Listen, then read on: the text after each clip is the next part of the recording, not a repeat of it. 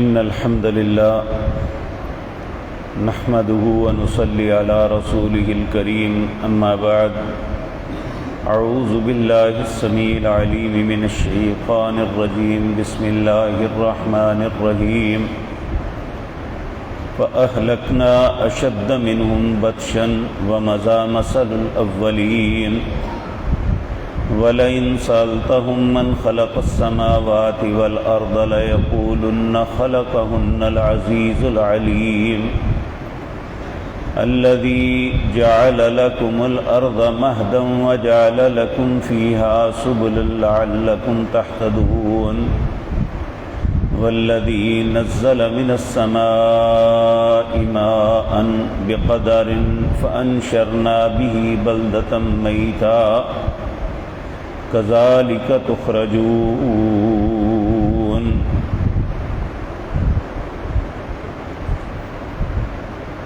حضرات محترم، پچھلے سبق میں ہم یہ بات پڑھ کے آئے ہیں کہ وَمَا يَأْتِيهِم مِّن نَّبِيٍّ إِلَّا كَانُوا بِهِ يَسْتَهْزِئُونَ۔ نہیں کوئی بھی نبی آیا مگر جب اس نے اللہ رب العزت کی وحدانیت کی دعوت دی، لوگوں کو شرک سے روکا، اللہ کے بتائے ہوئی قوانین لوگوں کے سامنے رکھے کہ اس کے مطابق اپنی زندگی بسر کرو، تو ہر قوم نے اپنے نبی کا مذاق اڑایا۔ لیکن یہ بات ذہن میں رہنی چاہیے، اللہ رب العزت یہ بات کبھی برداشت نہیں کرتے۔ جب یہی کام مشرکین مکہ نے ہمارے پیارے نبی جناب محمد الرسول اللہ صلی اللہ علیہ وسلم کے ساتھ کیا، تو اللہ رب العزت نے اپنے حبیب کریم صلی اللہ علیہ وسلم کو ایک جگہ تو یہ فرمایا وَاللَّهُ يَعْصِمُكَ مِنَ النَّاسِ، آپ بے فکر ہو کہ اپنی دعوت لوگوں کو دیجئے، میں آپ کی حفاظت کروں گا، میں آپ کو بچاؤں گا لوگوں سے۔ اور جہاں تک مذاق اڑانے کا تعلق ہے، کہا اِنَّا كَفَيْنَاكَ الْمُسْتَهْزِئِينَ، جو بھی آپ کا مذاق اڑائے گا اس کے لیے میں کافی ہو جاؤں گا۔ اس زمانے میں جو کچھ جس نے کیا، اگر اس نے توبہ نہیں کی اور کفر پہ مرا تو بہت برا انجام اس کا ہوا۔ ابو لہب آپ کا چچا تھا، اس کے باوجود جب اس نے اسلام کو قبول نہ کیا، ہر بات میں مخالفت کی، تو ایک ایسی بیماری سے مرا کہ کوئی دفن کرنے کے لیے تیار نہیں ہوتا تھا۔ لکڑیوں کے ساتھ اس کی میت کو گھسیٹ کے گڑھے کے اندر ڈال کے مٹی ڈال دی گئی۔ وہ تو اس زمانے کی باتیں ہیں، آج بھی ہم دیکھتے ہیں کہ دنیا کی وہ طاقتور قومیں جنہیں اپنے مال پہ، اپنی قوت و طاقت اور فوجی شان و شوکت پہ بڑا زوم ہے، ان میں سے بھی اگر کسی نے ہمارے نبی کا مذاق اڑایا ہے، جس بدبخت نے ڈنمارک کے کارٹون بنائے، وہ بنا تو بیٹھا لیکن اس کے بعد اس کی زندگی اس پہ اتنی تنگ ہو گئی کہ ہر وقت خوف میں مبتلا رہتا کہ اسے حکومت وقت نے ایک بہت بڑا تہہ خانہ، اس کی رہائش، اس کی کتابیں، اس کی زندگی کی ہر آسائش وہاں مہیا کر دی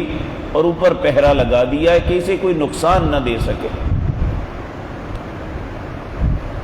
یہ ساری حفاظتوں کے باوجود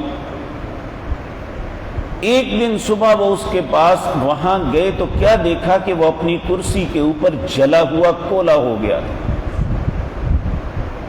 اور آج تک یہ پتہ نہیں چل سکا اسے آگ کس نے لگائی اور کیسے ہوا یہ سب کچھ۔ اسی طرح بے شمار اور لوگ جنہوں نے نبی کریم صلی اللہ علیہ وسلم کی ذات مطہرہ کے متعلق ایسا کیا، وہ بہت برے انجام سے دوچار ہوئے۔ یعنی یہ وہ چیزیں ہیں جو ہم اپنی آنکھوں سے مشاہدہ کر چکے ہیں، اور یہی بات اللہ یہاں فرما رہے ہیں کہ انہیں کہہ دو فَأَهْلَكْنَا أَشَدَّ مِنْهُمْ بَطْشًا وَمَضَىٰ مَثَلُ الْأَوَّلِينَ۔ جس نے نبیوں کا مذاق اڑایا، ہم نے ان سے پہلے بہت سے طاقتور لوگ تھے جنہیں ہلاک کر دیا۔ اشد منہم بطشا، جتنے طاقتور تھے اتنی شدت کے ساتھ میں نے انہیں پکڑا تھا۔ وَمَضَىٰ مَثَلُ الْأَوَّلِينَ، یہ پہلے مثالیں گزر چکی ہیں، یعنی نبی کریم کے زمانے میں پہلے نبیوں کی مثالیں اللہ نے بیان کی، جس طرح کئی مثالیں میں آپ کے سامنے رکھ رہا ہوں، اسی طرح نبی کریم کو کہا گیا کہ آپ فکر نہ کریں، جنہوں نے پہلے انبیاء کا مذاق اڑایا میں نے بڑی شدت کے ساتھ انہیں پکڑا اور بڑی زبردست طریقے سے انہیں برباد اور ہلاک کیا۔ اور یہ پہلے بہت سی مثالیں آپ کے سامنے ہیں۔ پھر اللہ فرماتے ہیں ان سے ذرا سوال تو کرو، وَلَئِن سَأَلْتَهُم مَّنْ خَلَقَ السَّمَاوَاتِ وَالْأَرْضَ، ان سے سوال کرو زمین و آسمان کو کس نے بنایا ہے، کس نے پیدا کیا ہے؟ لَيَقُولُنَّ خَلَقَهُنَّ، ضرور یہ بات کہیں گے کہ ان کو پیدا کرنے والا العزیز العلیم، وہ بڑا زبردست اور بڑا ہی علم والے نے پیدا کیا، یعنی اللہ نے پیدا کیا۔ یہ بات تسلیم کریں۔ آج بھی کسی قبر پرست کو، کسی ایسے انسان کو پوچھ کے دیکھ لو جو ہر حاجت دوسروں سے مانگتا ہے، انہیں پوچھو زمین و آسمان کو کس نے، اللہ نے بنایا، بارش کون برساتا ہے، اللہ برساتا ہے، فلاں کام کون کرتا ہے، اللہ کرتا ہے۔ اگر سب کچھ اللہ کرتا ہے تو مانگتے کسی اور کے پاس کیوں؟ اس وقت اللہ سے مانگتے ہوئے کیا تکلیف ہے؟ تو اللہ رب العزت فرماتے ہیں الذی جعل لکم الارض مہدا، اللہ وہ ذات پاک ہے جس نے زمین تمہارے لیے بچھونا بنا دی۔ وجعل لکم فیہا سبلا، اس زمین کے اندر رستے بنائے۔ آپ دیکھیں کہ ہم کہیں بھی جانا ہو تو ہمارے ذہن میں اس جانے والی منزل کا راستہ متعین ہوتا ہے کہ ہم نے فلاں شہر جانا ہے اور اس کے لیے یہ راستہ اختیار کریں گے، اور یہ جو راستے بنے ہوئے ہیں کو ہم نے نہیں بنائے، اس کی عقل بھی اللہ نے دی ہے۔ وگرنہ آپ گاؤں میں، کسی گاؤں میں جا کے دیکھ لیں، بے ترتیب سڑکیں ہوتی ہیں، اتنے بلب ہوتے ہیں کہ انسان کہتے ہیں یار انہیں پتہ ہی نہیں چلا۔ تو اللہ رب العزت رستوں کے تعین کی بھی عقل دیتا ہے کہ یہاں سے رستہ لے جاؤ گے تو تمہارے حق میں بہتر ہوگا۔ تو اللہ رب العزت وہ ذات پاک ہے، وَجَعَلَ لَكُمْ فِيهَا سُبُلًا، اس نے تمہارے لیے زمین میں رستے بنائے، لَعَلَّكُمْ تَحْتَدُونَ، تاکہ تم راہ پالو کہ جہاں جانا ہے وہاں پہنچ جاؤ۔ اگر انسان رستے سے تھوڑا سا بھٹک جائے نا، پھر اسے پتہ ہی نہیں چلتا میں نے جانا کہاں ہے۔ اب کسی سڑک سے خدا نخواستہ کسی وقت ایسا ہوتا ہے کہ رستہ کہیں بلاک ہو گیا، وہ کسی سائیڈ روڈ پہ جو نامعلوم ہوتی ہے اس میں پڑ جاتا ہے، پھر کے وہیں پہ آ جاتا ہے، اور اس کے لیے اتنی مشکل اور مشقت ہوتی ہے تو اللہ رب العزت فرماتے ہیں یہ جو رستے بنے ہوئے ہیں نا میں نے بنائے ہیں تاکہ تم راہ پالو، جس منزل پہ جانا چاہتے ہو وہاں پہنچ جاؤ۔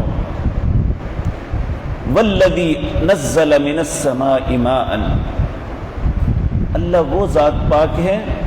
جس نے آسمان سے پانی اتارا، بقدر، مقدار کے مطابق۔ عمومی طور پہ یہی ہوتا ہے کہ اللہ کسی بھی جگہ پانی اتنا ہی دیتا ہے جتنا ان کی ضرورت ہوتی ہے، لیکن بعض اوقات اگر رب ناراض ہو جائے،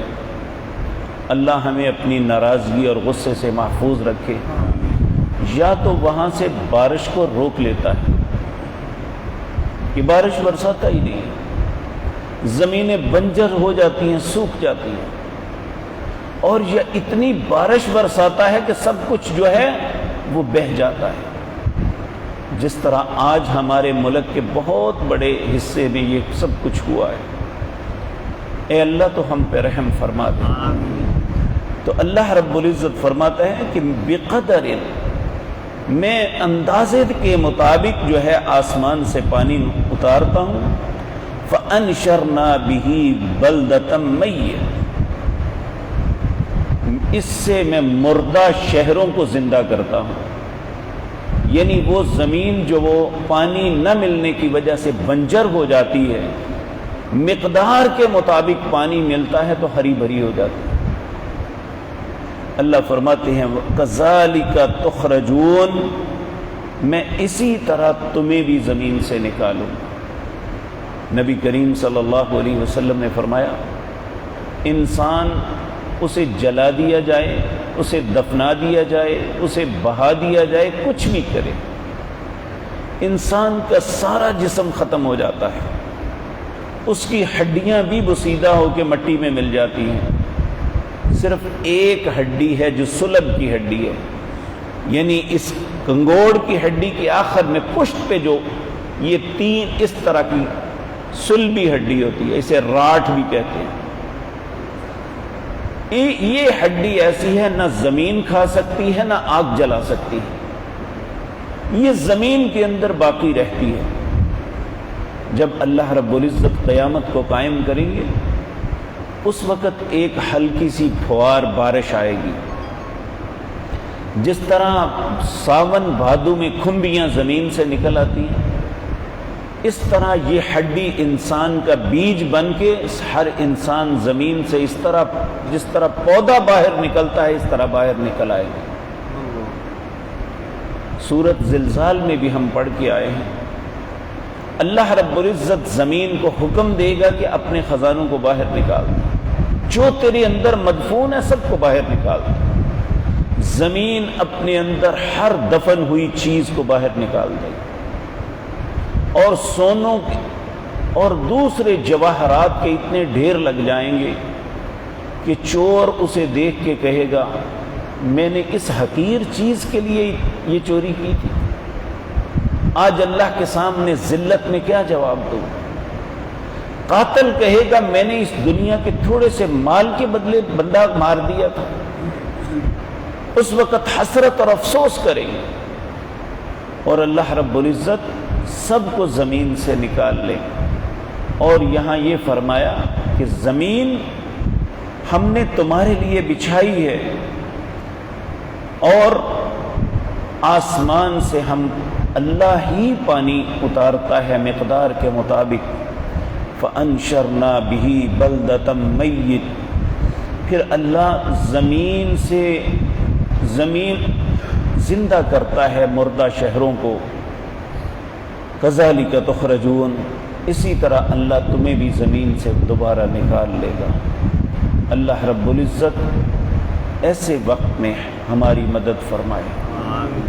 نبی کریم صلی اللہ علیہ وسلم قبر پہ دعا مانگا کرتے تھے، پہلی دعا اللہم ثبتہ بالقول الثابت، اے اللہ جب اس سے سوال و جواب ہو تو اسے ثابت قدم رکھنا۔ دوسرا اللہم ثبتہ عند السؤال، اے اللہ جب سوال کیا جائے اس وقت اسے ثابت قدم رکھنا۔ اللہم ثبتہ اذا نفخ فی الصور وبعثر ما فی القبور، اے اللہ اس دن بھی اسے ثابت قدم رکھنا جس دن قبروں کو پھاڑا جائے گا اور انسانوں کو باہر نکالا جائے گا۔